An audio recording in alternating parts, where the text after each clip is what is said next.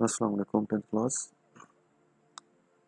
Previous lecture में हमने पढ़ा था स्कैनफ के बारे में, स्कैनफ फंक्शन के बारे में, जो कि यूज़र से वैल्यू जो यूज़र एंटर करता है उन इनपुट करता है उसको स्टोर करवाता है। ठीक है, तो इस लेक्चर में हम पढ़ेंगे about get C H function. Get C H function किस लिए इस्तेमाल होता है जी? कि एक सिंगल कैरेक्टर जब यूज़र एंटर करेगा थ्रू कीबोर्ड तो ये फंक्शन क्या हो जाएगा, एग्जीक्यूट हो जाएगा। The word get C H stands for get character. The getCH function is used to input single character from the user. Single एक character लेगा input के तौर पे. When this function is executed, it waits for any key to be pressed.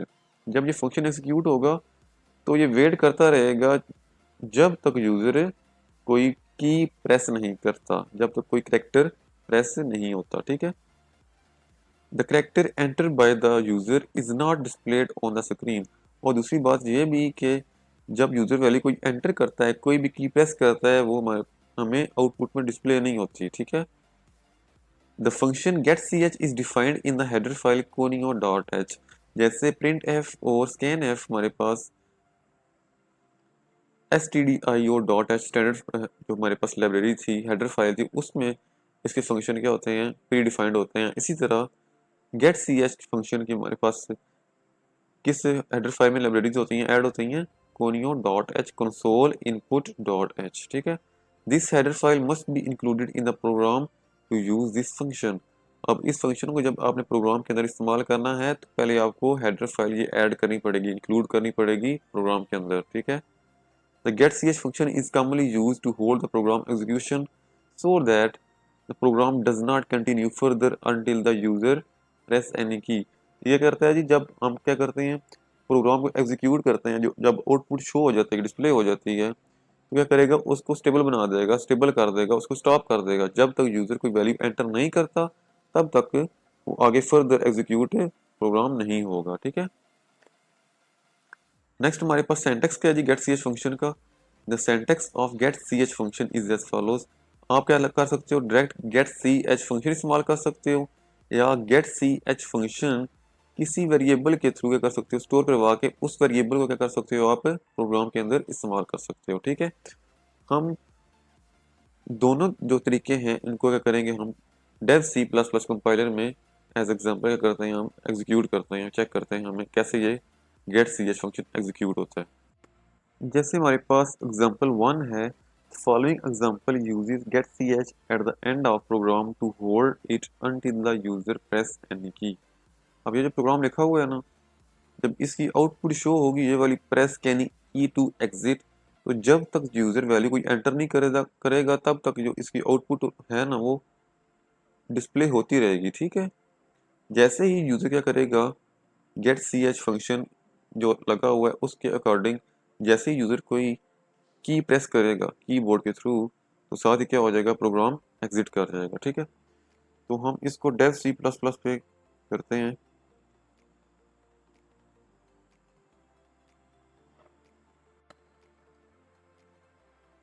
New project हम open करते हैं, सी project, console application, उसके बाद लोकेशन बता दी है। सबसे पहले हम क्या करेंगे, हेडर फाइल्स ऐड करेंगे, hash include stdio dot H. इसके बाद हम दूसरी हेडर फाइल ऐड करेंगे, स्कैन एफ और प्रिंट एफ के लिए हम हेडर फाइल इस्तेमाल करते हैं stdio। ठीक है, लेकिन गेट सी एच फंक्शन के लिए आपको हेडर फाइल इस्तेमाल करनी पड़ेगी conio dot H, console input output, hash include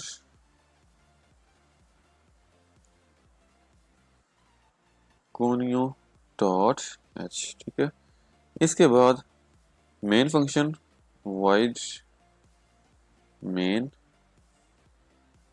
then curly braces, हम कोई भी स्टेटमेंट लिख देते हैं, print F enter any key to exit. ठीक है,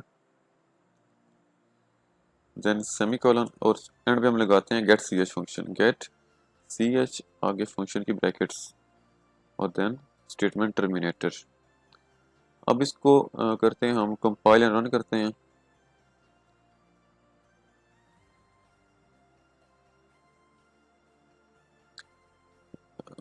कंपाइलेशन हो गई है। अब हमारे पास आउटपुट क्या डिस्प्ले हुई है जी, press any key to exit. और जब तक हम कोई की प्रेस नहीं करते यूजर को कीबोर्ड से, तब तक ये ऐसे ही स्क्रीन स्टेबल रहेगी, ठीक है।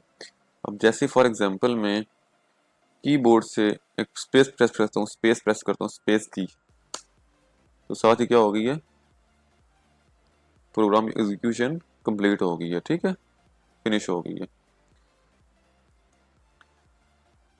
सेम इसी तरह अगर आप हम अगेन करते हैं, इसको कंपाइल करते हैं, अगर हम इसके अलावा स्पेस की के अलावा हम कोई और क्या करते हैं, की प्रेस करते हैं, ठीक है, स्पेस बार के अलावा, तो फॉर एग्जांपल हम ए या अल्फ़ाबेट्स में कोई भी हम क्या करते हैं जी, कैरेक्टर एंटर करते हैं, तो हमें उसने हमने पढ़ा था यहाँ पे कि वो जो हम करते हैं की प्रेस करते हैं, करेक्टर इनपुट में देते हैं, वो डिस्प्ले नहीं होता। ये the character entered by the user is not displayed on the screen, वो स्क्रीन पे डिस्प्ले नहीं होता, ठीक है। तो फॉर एग्जांपल अब मैं अगर एंटर करता हूँ अल्फ़ाबेट्स में, ए एंटर करता हूँ, ए मैंने एंटर की है, तो साथ ही क्या हो गई है, एग्जीक्यूशन इसकी कंप्लीट हो गई है, ठीक है, प्रोग्राम टर्मिनेट हो गया, ठीक है। अब हम आते हैं दूसरे मेथड की तरफ। Another way to use this function is as follows: variable is equal to get ch। आप यहाँ पे कोई भी वेरिएबल क्या कर दो, लिख लो और get ch फंक्शन उसके अंदर स्टोर करवा दो और वही वेरिएबल आगे एज फंक्शन क्या कर लो, इस्तेमाल कर लो, ठीक है। ओके, यहाँ पे ये हमारे पास एग्जांपल है जहाँ पे क्या वेरिएबल में हम क्या कर रहे हैं, get ch फंक्शन को इस्तेमाल कर रहे हैं, ठीक है, वेरिएबल के साथ। पहले हमने हेडर फाइल्स ऐड की हैं, उसके बाद मेन फंक्शन, उसके बाद करेक्टर डाटा टाइप का है जो क्या करेगा, हमारे पास कोई भी value as a single character क्या करेगा, स्टोर करवाएगा, ठीक है। करेक्टर डाटा टाइप का क्या किया, हम वेरिएबल हमने लिया सी एच, ठीक है। पहले क्या किया जी, प्रिंट एफ फंक्शन हमने लगाया है प्रेस एनी की \n। तो जब यूजर कोई एंटर करेगा वैल्यू, वो गेट सी एच फंक्शन में क्या हो जाएगी, स्टोर हो जाएगी, ठीक है।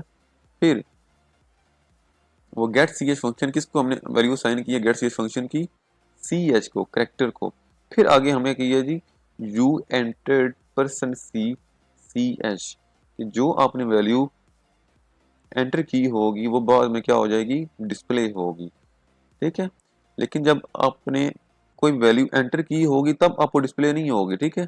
जब आप अगेन कोई की प्रेस करेंगे तब जाके क्या होगी, ये वाली जो स्टेटमेंट है, ये वाली प्रिंट एफ यू एंटर्ड, जो भी की प्रेस की होगी यहाँ पे डिस्प्ले होगी, वो अगेन डबल की प्रेस करने से क्या होगी, वो आउटपुट डिस्प्ले होगी जिसमें लिखा होगा कि आपने कौन सा करेक्टर एंटर किया, ठीक है। अब ये फंक्शन हम करते हैं सॉरी हम ये अब एग्जांपल करते हैं हम प्रोग्राम के अंदर। ओके, पहले हम क्या करेंगे, करेक्टर डाटा टाइप का वेरिएबल सी एच डिक्लेयर कर देते हैं, ठीक है। फिर उसके बाद प्रिंट एफ फंक्शन लगाया है जिसमें क्या लिखा है जी,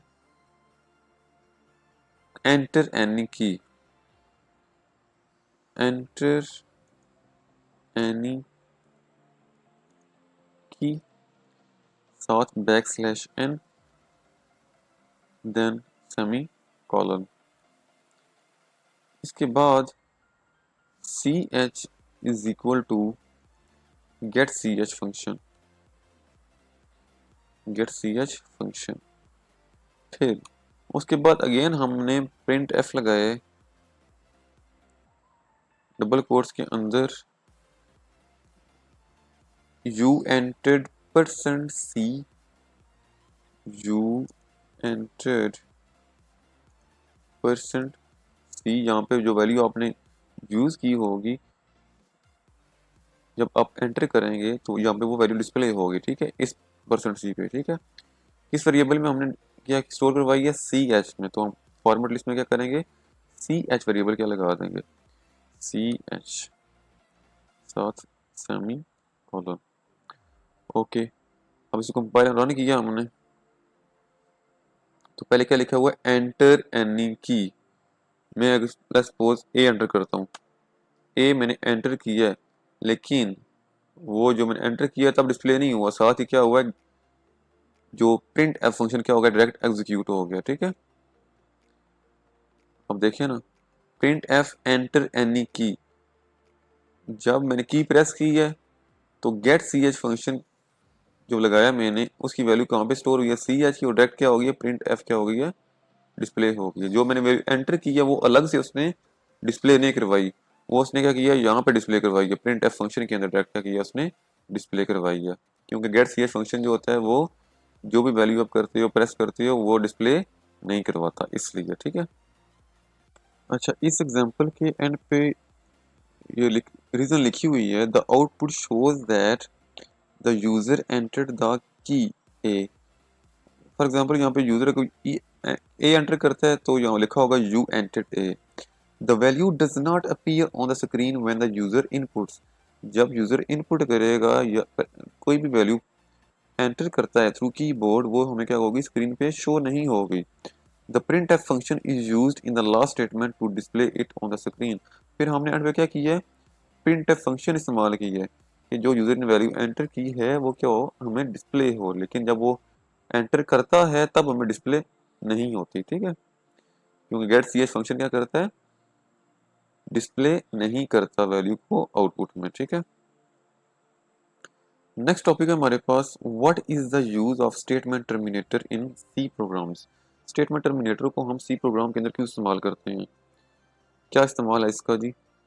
स्टेटमेंट को, स्टेटमेंट जब क्या होती है जी हमारे पास एक कंप्लीट होती है, उसके एंड पे हम लगाते हैं स्टेटमेंट टर्मिनेटर, जो क्या करता है, स्टेटमेंट को फिनिश कर देता है, कंप्लीट कर देता है। ठीक है, the semicolon is used as statement terminator in C programs, it indicates the end of statement की, यहाँ पे हमारे पास स्टेटमेंट क्या हो रही है, एंड हो रही है। ठीक है, every statement in C program is terminated with a semicolon.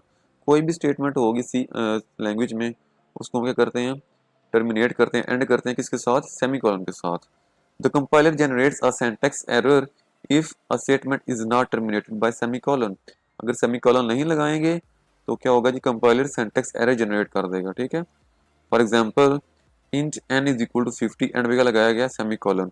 हम इसी प्रोग्राम में देखते हैं जी, अगर हम इस स्टेटमेंट के एंड पे सेमीकोलन नहीं लगाते तो उसने क्या बोला था कि स्टेटमेंट टर्मिनेटर नहीं लगाओ तो सिंटैक्स एरर जनरेट कर देगा। हम इसको क्या करते हैं, सेमीकोलन हटा के कंपाइल एंड रन करते हैं, तो यहाँ पे सिंटैक्स एरर जनरेट कर दिया उसने। ठीक है, सिंटैक्स एरर उसने क्या जनरेट किया है, expected semicolon before C H, C H से पहले यहाँ पे इस लाइन में सेमीकोलन लगता है। ठीक है, तो सेमीकोलन लगाते हैं, अब इसको क्या करते हैं, हम एग्जीक्यूट करते हैं, कंपाइल एंड रन, तो अब ये कंपाइल हो जाएगा क्योंकि सेमीकोलन हमने लगाया है। ठीक है, ये कंपाइल अब हो गया।